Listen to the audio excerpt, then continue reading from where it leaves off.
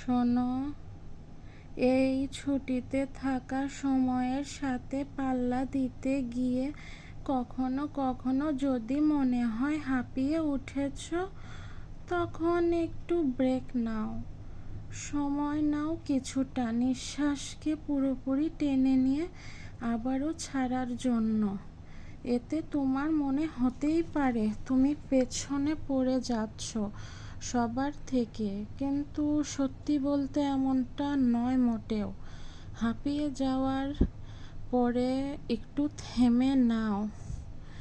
হাঁপিয়ে যাওয়ার পরে একটু থেমে নেওয়া মানে এই নয় তুমি হেরে গেছো।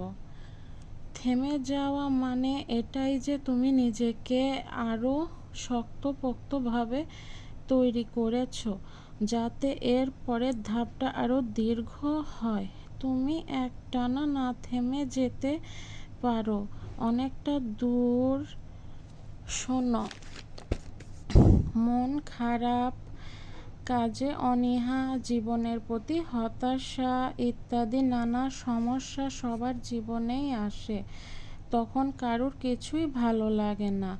এই যেমন শিল্পীর ক্যানভাসের উপর রং তুলি চলে না, গায়ক গিটারের কর্ডগুলো গুলিয়ে ফেলে, লেখক হাজার পৃষ্ঠা দুমড়ে মুচড়ে ফেলার পরেও মাথায় ঘুরতে থাকা লাইনটা ঠিকঠাক মতো ফুটিয়ে তুলতে পারে না।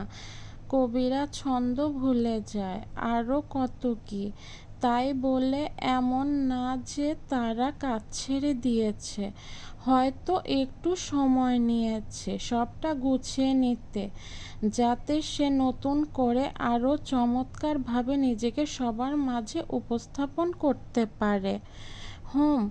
এ জন্যই জীবনে সব কিছু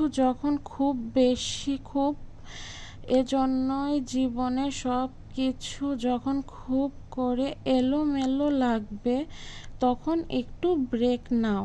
পরিবারের সাথে সময় কাটাও, গুছিয়ে ফেলো নিজের অগোছালো রুমটা, কাজের সব সরঞ্জাম। মায়ের সাথে একটু বেশি সময় নিয়ে কথা বলো। আর এসব যদি ভালো না লাগে, তবে সম্ভব হলে প্রকৃতির সাথে মিশে যাও। পাহাড়, সমুদ্র কিংবা হাতের কাছের কোনো নিরিবিলি জায়গায় সেখানে বসে কিছুক্ষণ প্রাণ ভরে নিঃশ্বাস নিয়ে নাও। দেখবে মনটা হালকা হয়েছে, অনেকটা মাথা থেকে খুলে গেছে হিবিজিবি সব জট।